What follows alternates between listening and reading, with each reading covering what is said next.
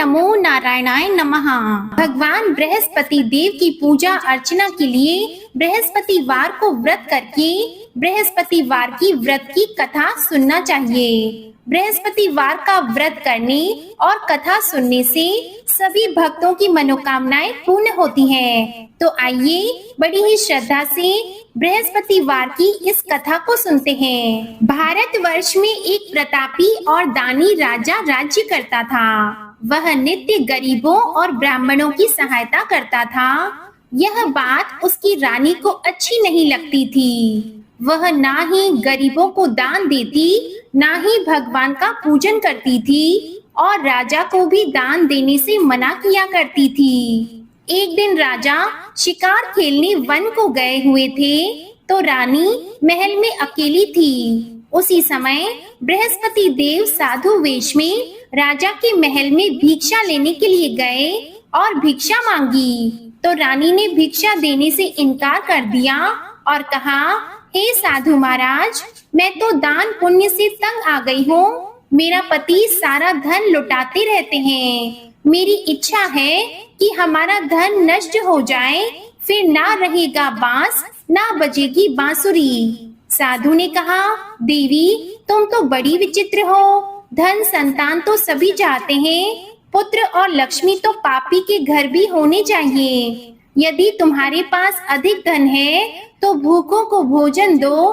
प्यासों के लिए प्याऊ बनवाओ, यात्रियों के लिए धर्मशालाएं खुलवा दो। जो निर्धन अपनी कुंवारी कन्याओं का विवाह नहीं कर सकते, उनका विवाह करा दो। ऐसे और कई काम हैं जिनके करने से तुम्हारा यश लोक और परलोक में फैलेगा। परंतु रानी पर उपदेश का कोई प्रभाव नहीं पड़ा।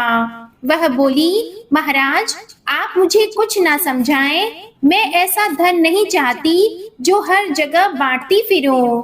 साधु ने उत्तर दिया, यदि तुम्हारी ऐसी इच्छा है तो तथास्तु। तुम ऐसा करना कि बृहस्पतिवार को घर लीपकर पीली मिट्टी से अपना सिर धोकर स्नान करना, भट्टी चढ़ाकर कपड़े धोना। ऐसा करने से आपका सारा धन नष्ट हो जाएगा। इतना कहकर वह साधु महाराज वहां से आलोक हो गए और साधु के अनुसार कई बातों को पूरा करते हुए रानी को केवल 3 बृहस्पतिवार ही बीते थे कि उसकी समस्त धन संपत्ति नष्ट हो गई। भोजन के लिए राजा का परिवार तरसने लगा। तब एक दिन राजा ने रानी से बोला कि हे रानी, तुम यहीं रहो, मैं दूसरे देश को जाता हूँ क्योंकि यहाँ पर सभी लोग मुझे जानते हैं, इसलिए मैं कोई छोटा कार्य नहीं कर सकता। ऐसा कहकर राजा परदेश चला गया। वहाँ वह जंगल से लकड़ी काट कर लाता और शहर में बेचता था। इस तरह वह अपना जीवन व्यतीत करने लगा। इधर राजा के परदेश जाते ही रानी और दासी दुखी रहने लगी। एक बार जब रानी और दासी को 7 दिन तक बिना भोजन के रहना पड़ा तो रानी ने अपनी दासी से कहा कि हे दासी, पास ही के नगर में मेरी बहन रहती है, वह बड़ी धनवान है, तो उसके पास जा और कुछ लेकर आ ताकि थोड़ा बहुत गुजार बसर हो सके। रानी दासी की बहन के पास गई। उस दिन गुरुवार था और रानी की बहन उस समय बृहस्पतिवार व्रत की कथा सुन रही थी। दासी ने रानी की बहन को अपनी रानी का संदेश दिया, लेकिन रानी की बड़ी बहन ने कोई उत्तर नहीं दिया। जब दासी को रानी की बहन से कोई उत्तर नहीं मिला तो वह बहुत दुखी हुई और उसे क्रोध भी आया। दासी ने वापस आकर रानी को सारी बात बता दी। सुनकर रानी ने अपने भाग्य को कोसा। उधर रानी की बहन ने सोचा कि मेरी बहन की दासी आई थी परंतु मैं उससे नहीं बोली, इससे वह बहुत दुखी हुई होगी। कथा सुनकर और पूजन समाप्त करके वह अपनी बहन के घर आई और कहने लगी, हे बहन, मैं बृहस्पतिवार का व्रत कर रही थी। तुम्हारी दासी मेरे घर आई थी, परंतु जब तक कथा होती है तब तक ना तो उठते हैं और ना ही बोलते हैं, इसलिए मैं नहीं बोली। कहो दासी, क्यों आई थी? रानी बोली, बहन तुमसे क्या छुपाऊं, हमारे घर में खाने तक को अनाज नहीं था ऐसा कहते कहते रानी की आंखें भर आई।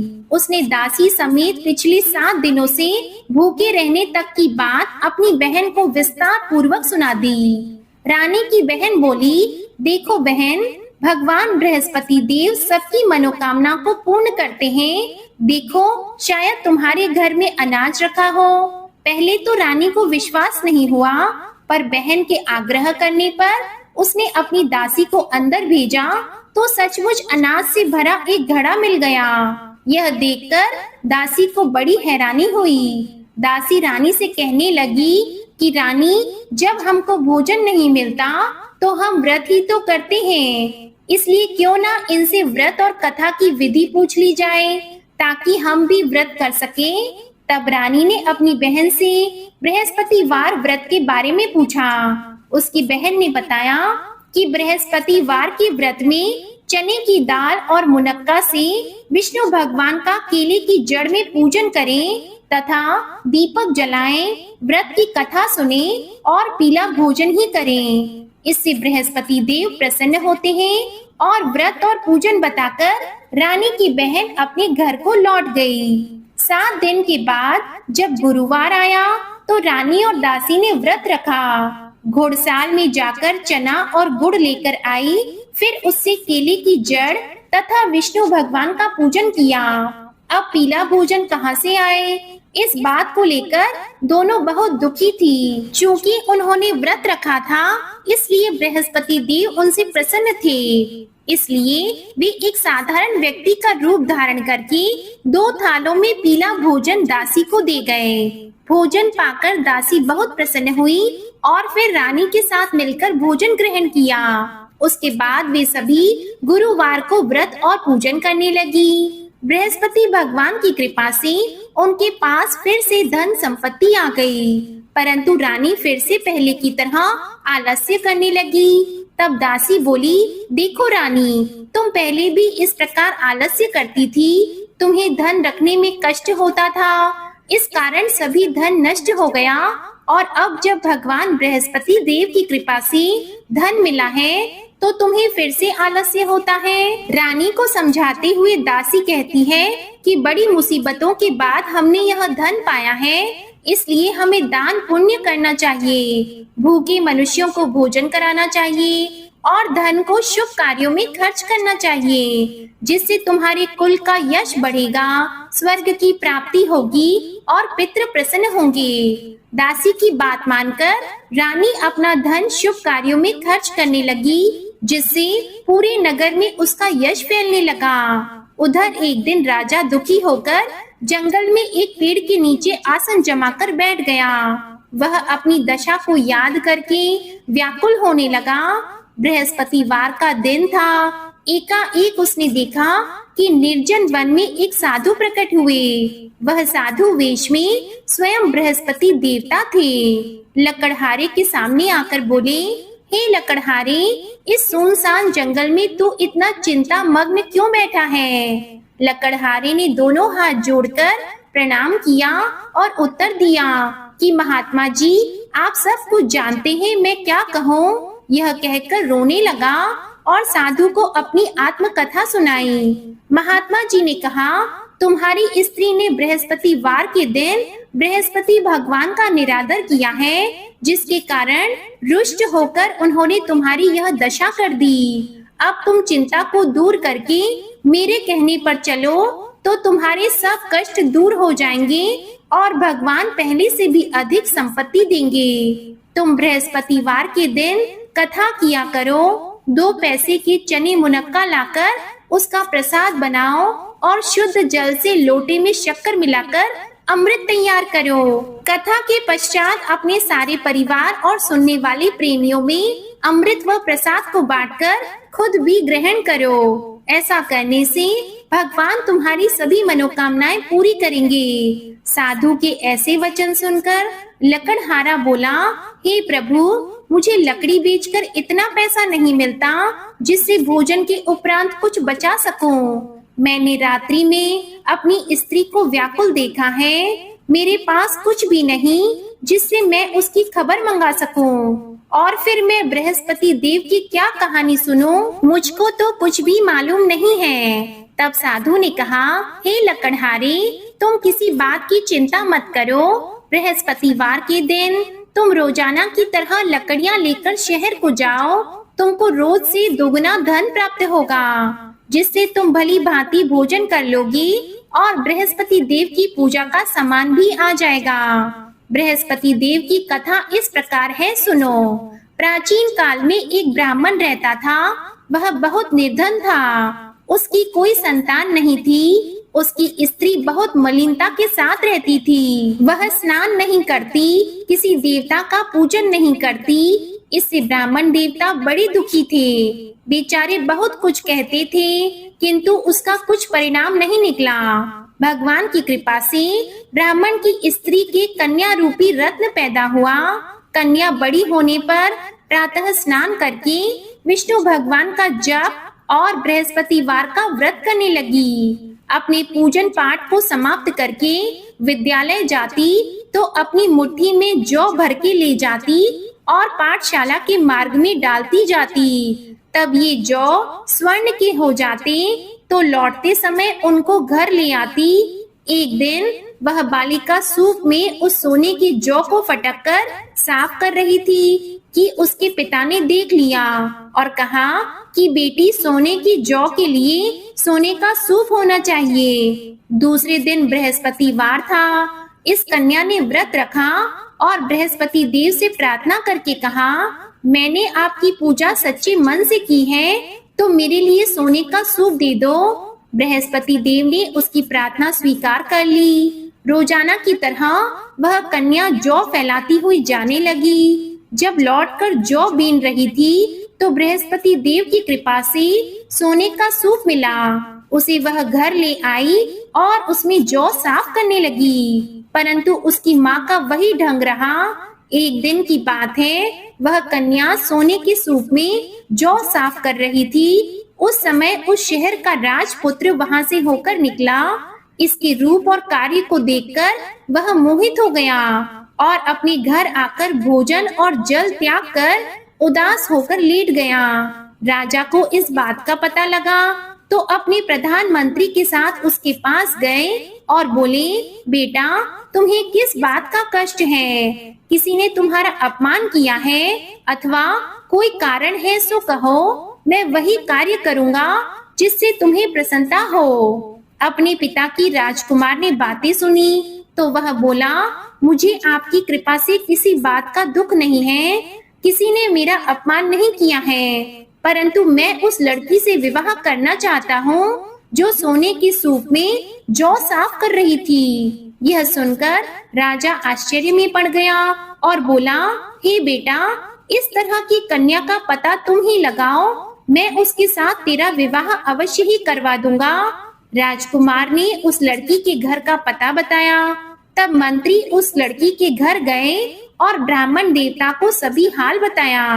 ब्राह्मण देवता राजकुमार के साथ अपनी कन्या का विवाह करने के लिए तैयार हो गए तथा विधि विधान के अनुसार ब्राह्मण की कन्या का विवाह राजकुमार के साथ हो गया। कन्या के घर से जाते ही पहले की भांति उस ब्राह्मण देवता के घर में गरीबी का निवास हो गया। अब भोजन के लिए भी अन्न बड़ी मुश्किल से मिलता था। एक दिन दुखी होकर ब्राह्मण देवता अपनी पुत्री के पास गए। बेटी ने पिता की दुखी अवस्था को देखा और अपनी माँ का हाल पूछा। तब ब्राह्मण ने भी सभी हाल कहा। कन्या ने बहुत सा धन देकर अपने पिता को विदा कर दिया। इस तरह ब्राह्मण का कुछ समय सुख पूर्वक व्यतीत हुआ। कुछ दिन के बाद फिर वही हाल हो गया। ब्राह्मण फिर अपनी कन्या के यहाँ गया और सारा हाल कहा तो लड़की बोली, हे पिताजी, आप माताजी को यहाँ ले आओ, मैं उन्हें विधि बता दूंगी जिससे उनकी गरीबी दूर हो जाए। वह ब्राह्मण देवता अपनी स्त्री को साथ लेकर पहुँचे तो अपनी माँ को समझाने लगी कि हे माँ, तुम प्रातः काल प्रथम स्नान आदि करके विष्णु भगवान का पूजन करो तो सब दरिद्रता दूर हो जाएगी। परंतु उसकी माँ ने एक भी बात नहीं मानी और प्रातः काल उठकर अपनी पुत्री के बच्चों की झूठन को खा लिया। इससे उसकी पुत्री को भी बहुत गुस्सा आया। उसने एक रात को एक कोठरी से सारा सामान निकाल दिया और अपनी माँ को उसमें बंद कर दिया। प्रातः उसमें से उसे निकाला तो स्नान आदि करा के पूजा पाठ करवाया तो उसकी माँ की बुद्धि ठीक हो गई। इसके बाद वह नियम से पूजा पाठ करती और प्रत्येक बृहस्पतिवार को व्रत रखने लगी। इस व्रत के प्रभाव से उसके माता और पिता बहुत ही धनवान और पुत्रवान हो गए और बृहस्पति देवता के प्रभाव से इस लोक के सुख को भोगकर अंत में स्वर्ग को प्राप्त हुए। इस तरह कहानी कहकर साधु देवता वहां से अंतर ध्यान हो गए। धीरे धीरे समय व्यतीत होने पर फिर वही बृहस्पतिवार का दिन आया। लकड़हारा जंगल से लकड़ी काटकर किसी शहर में बेचने गया। उसे उस दिन और दिन से अधिक पैसा मिला। राजा ने चना गुड़ आदि लाकर गुरुवार का व्रत किया। उस दिन से उसके सभी क्लेश दूर हो गए। परंतु जब गुरुवार का दिन आया तो बृहस्पतिवार का व्रत करना भूल गया। इस कारण बृहस्पति भगवान नाराज हो गए। उस दिन उस नगर के राजा ने विशाल यज्ञ का आयोजन किया था तथा शहर में यह घोषणा करा दी कि कोई भी मनुष्य अपने घर में भोजन न बनवाए, न आग जलाए। समस्त जनता मेरे यहाँ भोजन करने आए। इस आज्ञा को जो नहीं मानेगा उसे फांसी की सजा दी जाएगी। इस तरह की घोषणा संपूर्ण नगर में करवा दी गई। राजा की आज्ञा के अनुसार शहर के सभी लोग भोजन करने गए, लेकिन लकड़हारा कुछ देर से पहुंचा। इसलिए राजा उसको अपने साथ घर लेकर गए और ले जाकर भोजन करा रहे थे तो रानी की दृष्टि उस खूंटी पर पड़ी जिस पर उसका हार लटका हुआ था। वह वहां पर दिखाई नहीं दिया। रानी ने निश्चय किया कि मेरा हार इस मनुष्य ने चुरा लिया है। उसी समय सिपाहियों को बुलाकर उसको कारागार में डलवा दिया। जब लकड़हारा कारागार में पड़ गया और बहुत दुखी होकर विचार करने लगा कि न जाने कौन से पूर्व जन्म के कर्म से मुझे यह दुख प्राप्त हुआ है, और उसी साधु को याद करने लगा जो कि जंगल में मिला था। उसी समय तत्काल बृहस्पति देव साधु के रूप में प्रकट हुए और उसकी दशा को देखकर कहने लगे, अरे मूर्ख, तूने बृहस्पति देव की कथा नहीं करी, इस कारण तुझे दुख प्राप्त हुआ है। अब चिंता मत कर, बृहस्पतिवार के दिन कारागार के दरवाजे पर 4 पैसे पड़े मिलेंगे, उनसे तू बृहस्पति देव की पूजा करना, तेरे सभी कष्ट दूर हो जाएंगे। बृहस्पतिवार के दिन उसे 4 पैसे मिले। लकड़हारे ने कथा कही। उसी रात्रि को बृहस्पति देव ने उस नगर के राजा को स्वप्न में कहा, हे राजा, तुमने जिस आदमी को कारागार में बंद कर दिया है वह निर्दोष है, वह राजा है, उसे छोड़ देना। रानी का हार उसी खूंटी पर लटका है। अगर तू ऐसा नहीं करेगा तो मैं तेरे राज्य को नष्ट कर दूंगा। इस तरह रात्रि के स्वप्न को देखकर राजा प्रातः काल उठा और खूंटी पर हार देकर लकड़हारे को बुलाकर क्षमा मांगी और लकड़हारे को योग्य सुंदर वस्त्र आभूषण देकर विदा कर दिया। बृहस्पति देव की आज्ञा के अनुसार लकड़हारा अपने नगर को चल दिया। राजा जब अपने नगर के निकट पहुंचा तो उसे बड़ा आश्चर्य हुआ।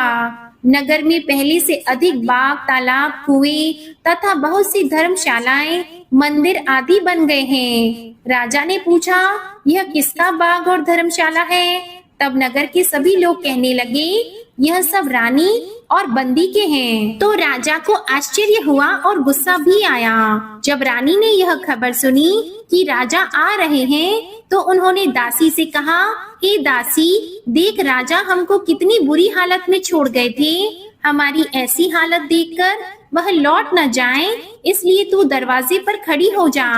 आज्ञा के अनुसार दासी दरवाजे पर खड़ी हो गई। राजा आए तो उन्हें अपने साथ लेकर आई।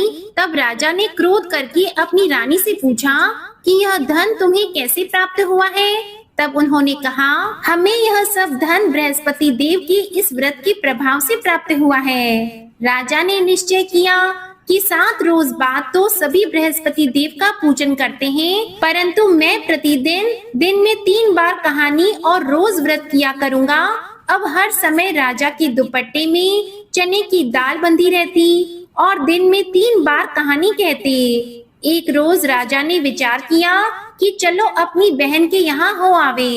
इस तरह निश्चय करके राजा घोड़े पर सवार होकर अपनी बहन के यहाँ को चलने लगे। मार्ग में उसने देखा कि कुछ आदमी मुर्दे को लिए जा रहे हैं। उन्हें रोककर राजा कहने लगा, अरे भाइयों, मेरी बृहस्पति देव की कथा सुन लो। वे बोले, लो हमारा तो आदमी मर गया है, इसको अपनी कथा की पड़ी है। परंतु कुछ आदमी बोले, अच्छा कहो, हम तुम्हारी कथा भी सुनेंगे। राजा ने दाल निकाली और जब कथा आधी हुई थी तो मुर्दा हिलने लग गया और जब कथा समाप्त हो गई तो राम राम करके मनुष्य उठकर खड़ा हो गया।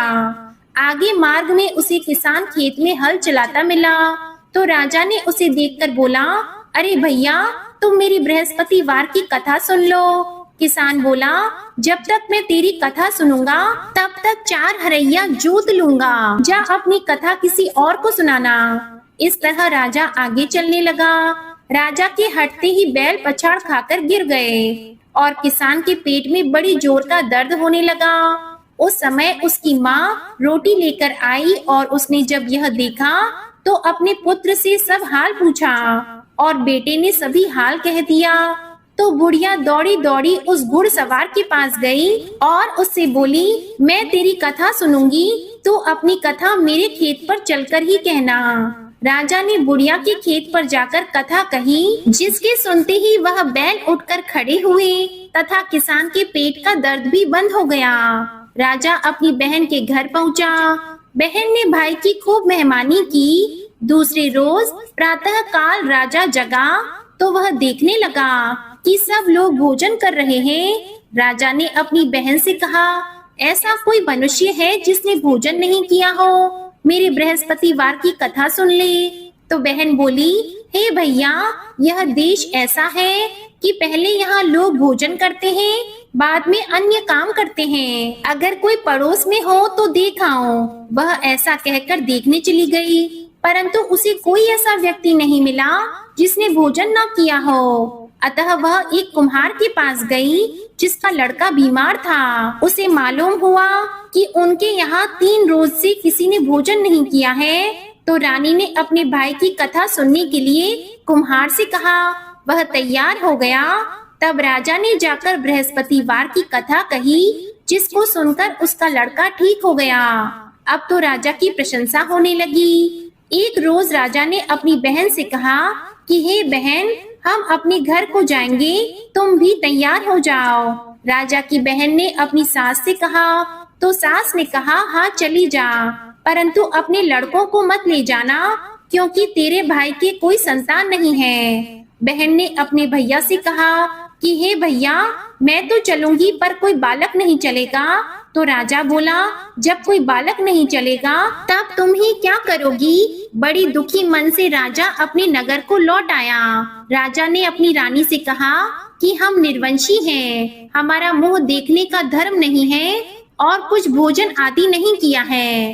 रानी बोली, हे प्रभु, बृहस्पति देव ने हमें सब कुछ दिया है, वे हमें संतान अवश्य देंगे। उसी रात को बृहस्पति देव ने राजा से स्वप्न में कहा, हे राजा उठो, सभी सोच त्याग दो, तेरी रानी गर्भ से है। राजा को यह बात सुनकर बड़ी खुशी हुई। 9वें महीने में उसके गर्भ से एक सुंदर पुत्र पैदा हुआ।